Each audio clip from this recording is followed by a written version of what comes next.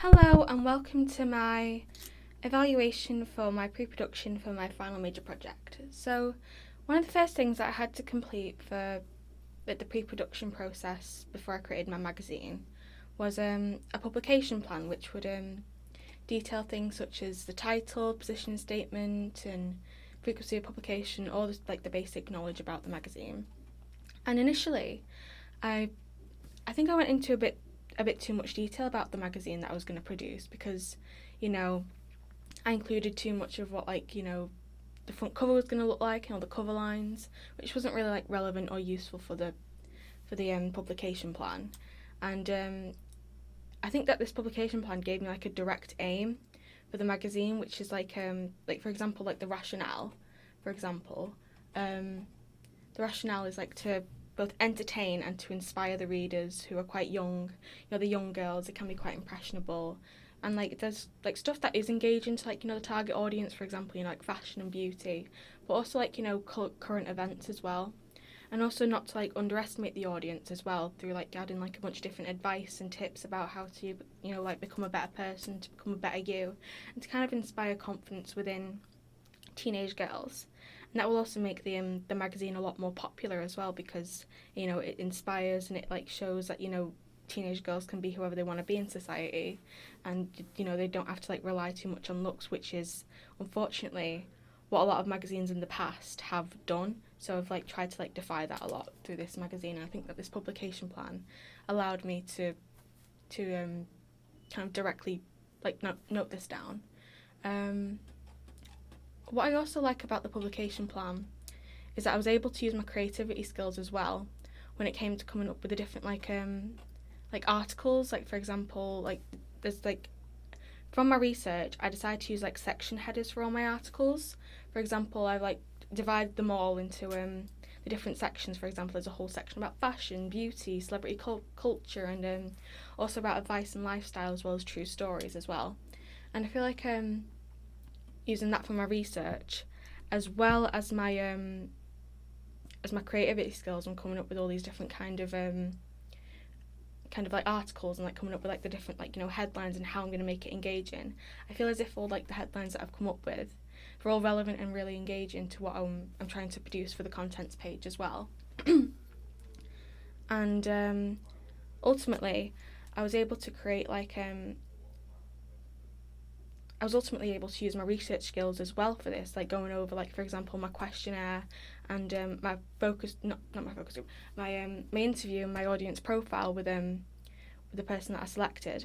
Going over what they expect to see, what articles they expect to see. So basically, going off of that plus my own creativity skills, I think I was able to create a very wide variety of different articles and different things that would engage the reader ultimately.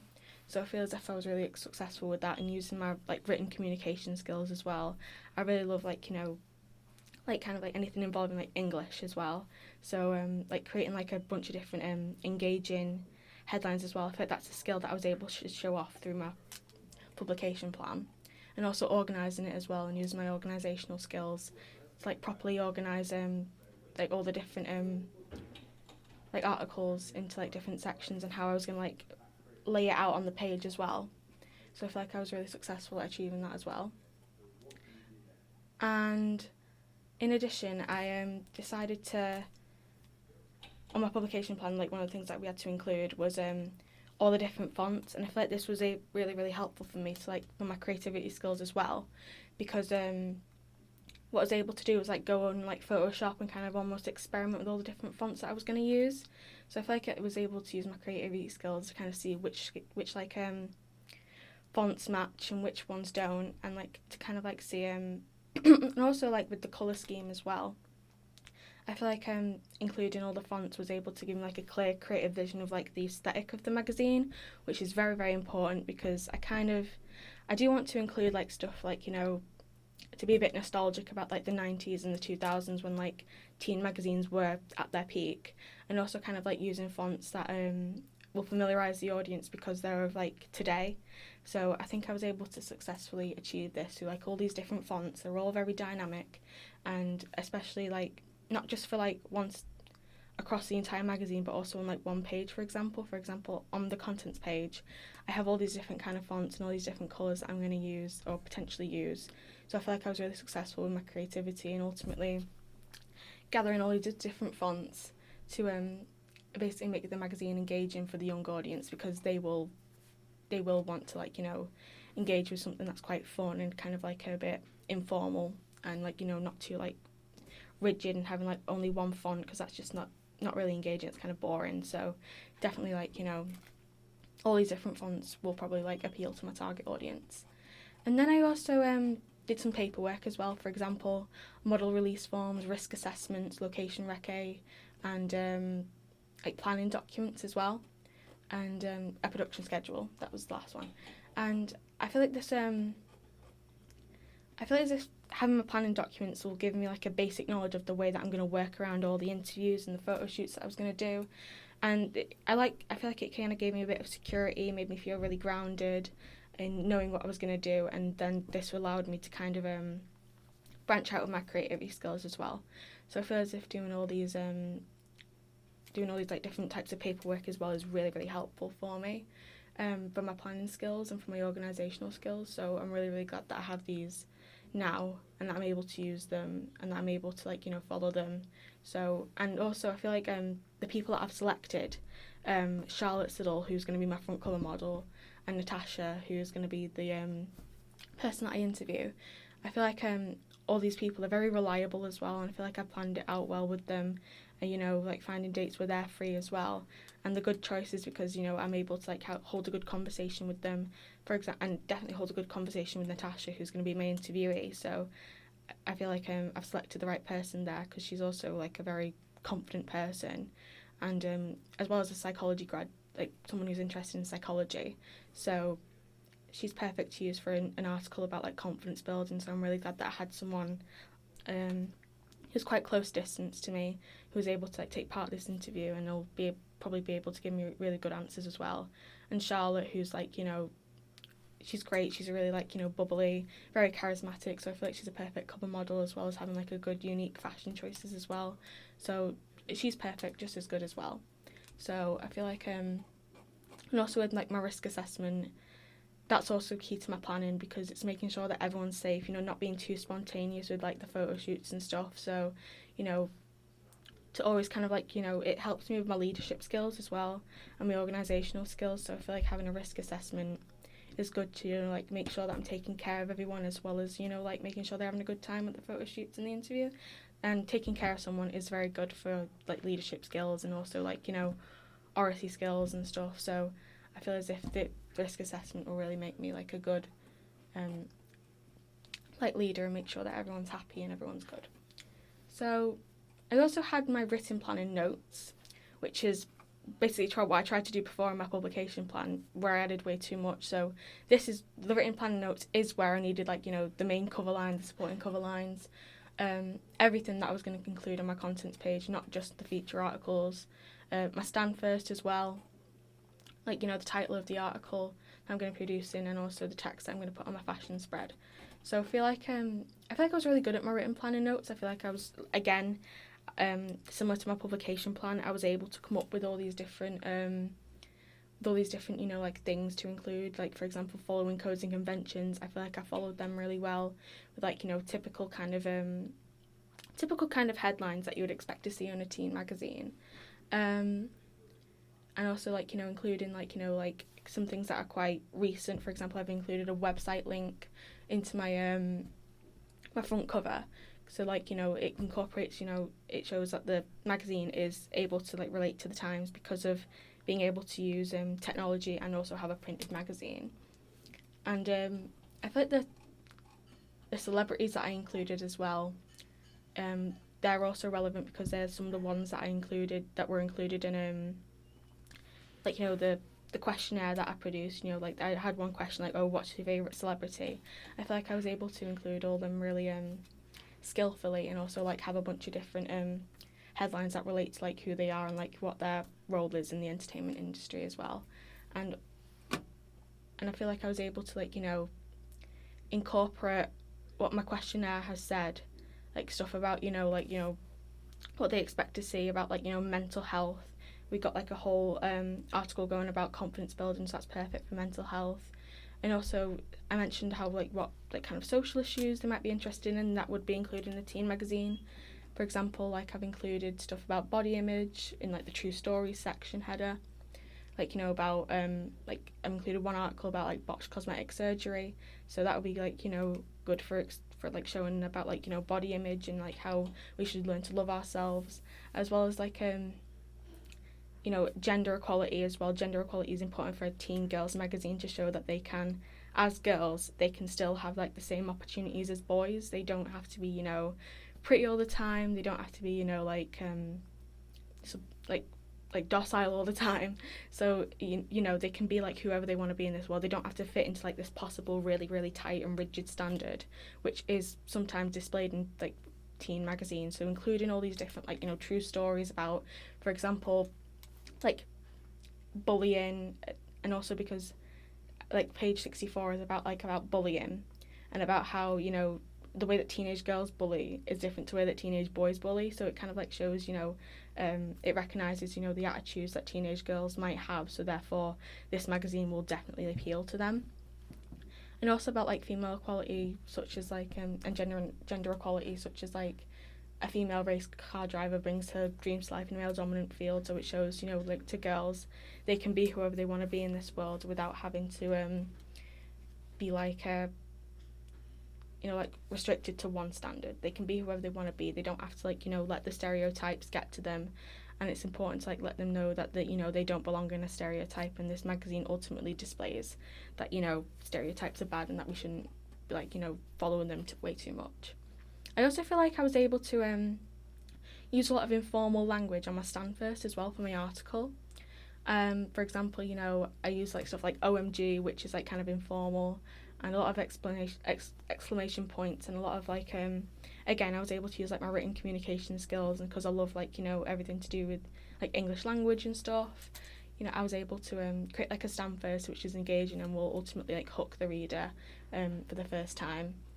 And I feel like it relates as well to what was included in my interview as well, about how, you know, you aren't going to be 100% confident all the time, but that's okay as long as you realise your worth in this world. And I feel like that's a really good message to display to teenage girls, that, you know, they are still worthy, even if, you know, sometimes, you know, you don't feel like you're at the most 100% of yourself, you don't feel the most confident, that you have doubts, and it shows like, you know, you're human, you're allowed to feel those emotions. So I feel as if the stand first was definitely one of the most strongest points of my written planning notes. And I also feel like a strong point to my planning was the questions from the interview, which was I would eventually do with Natasha. All my questions, I was told they were really, really good. I was told that they were really good quality, and that I was able to, you know, potentially get a lot of like really, really good responses from them, and some really, really in-depth responses as well. I just had to like kind of, you know, like kind of like make it kind of like, you know, I had to include a question at the end which would be like, you know, the top 3 tips, which would ultimately like, you know, as the end question, make the article feel a bit more memorable as well. So ultimately I feel like all the written stuff that I did, like the questions from the article, and all of like the cover lines, and all of like the different things that I was going to include on my contents page as well. You know, I was able to like make them conventional as well as showing my creativity skills. So I feel as if that was a really strong point of my pre-production there. And I also, for my pre-production, did experimentation with both taking pictures of my friend, and also including and also like experimentation with the different software such as Photoshop and Quark, especially Quark, because I never used Quark before. This entire unit. So experimentation has been like really, really important, and I feel like I was able to be quite successful in my experimentation because there was room for improvement. Like for example, I did like an article, and there was like areas where I needed like to improve a lot, because I did like a practice article, and you know the headline was way too small, and you know like I was trying to like fit everything into the columns, whereas like one of the conventions of a magazine is that, you know, the headline is supposed to be massive. It's supposed to like, you know, spread out against all of the columns. It's only really like the body text that really needs to be put into the columns. and also incorporating images as well. It's like I have to be careful with like what images I end up incorporating. For example, I have to use direct address. I have to like make sure that it's big and like it fits on the page and like fully like displays like who the interviewee is. So, and also like make sure that there's nothing like within the photo that would connote something else. For example, I used a picture of one of my models and she was like holding a necklace, and that would like connote that the article would be about like necklaces and jewellery. So I had to change it. And I also feel like once I had like my article like tweaked a bit, it was a lot better. It felt a bit more coherent and a lot clearer. And I feel as if experimenting with Quark for the contents page as well was really helpful, as well as like dividing everything out in the columns and using all these different tips and tricks. For example, importing the text is a lot better than copy and pasting, because if you import it, that means you can spread it out across all the columns and just make it a lot easier for yourself. Just like little tips like that, I feel as if has helped me prepare for the actual production. So just like learning about the basics of Quark and learning about how to bring everything together on Quark, I feel like as if I've done like a lot of good preparation as well for eventually using Quark for my article, my contents page, and all the different elements of my magazine. So I'm really grateful that I was able to use experimentation for Quark. I also did experimentation with a bunch of different photos. I took all these photos with my friend. I experimented with the lighting. I experimented with different angles, and I've created some really like aesthetically pleasing pictures as well, which is not just important for my fashion spreads, but it's also very, very important for my contents page as well, because this is like an attractive image is going to eventually influence the readers on whether they're going to buy the magazine or not. So I feel as if I was really, really successful here with a bunch of different aesthetically pleasing pictures of my friend with like a bunch of different angles. Like I used like lots of close-ups, which is conventional for a teen magazine. Like for the front cover. I mean, like it's conventional for the front cover to have like lots of close-ups and mid shots, as well as like long body shots for the fashion spread as well. I feel like my photo shoot, like my practice photo shoot for my experimentation, went really, really well. I was able to use my communication skills to effectively like to display to my model what I wanted from them, which is eventually what I might do for all the different elements for my magazine. And yeah, to like to communicate them from like what I want and like what I want to communicate to the target audience. So it is important to like have good communication skills with the models, and I feel like I was able to do this for the experimentation. So I will be able to do this again for my my actual photo shoots. And with some of the photos that I took for experimentation, I did like a mock front cover.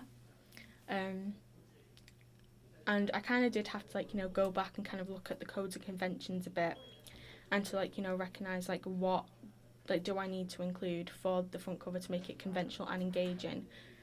For example, like I made the main cover line, it has to be like the largest part of the entire page.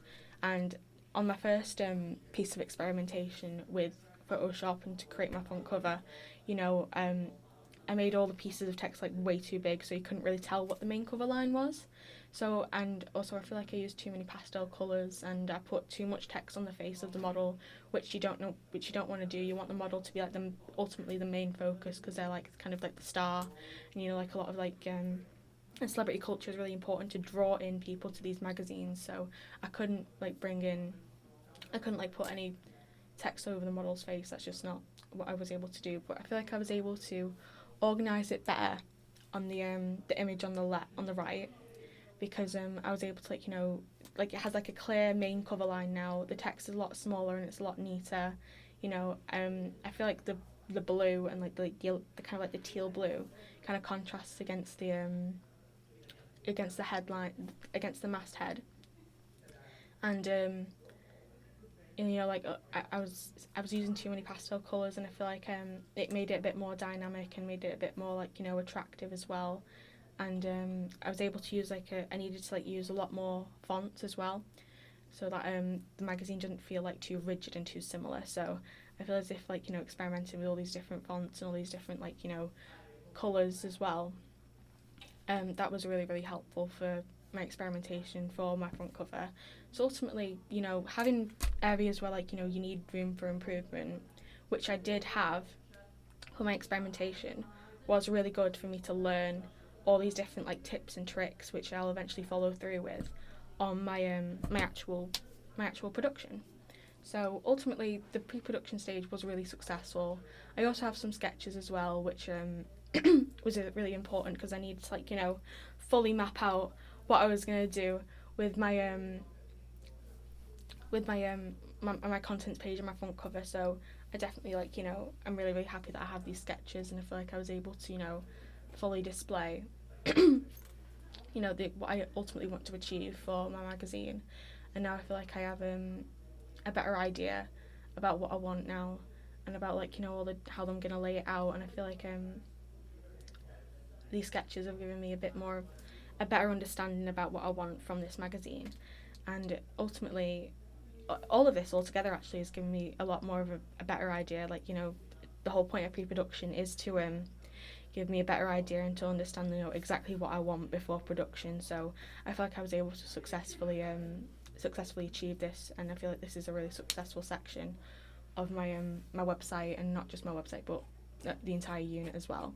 So I'm really glad that I have all my planning done now, and I feel like I'm able to follow up with what I learned from experimentation as well for my actual product. So I'm really excited for that.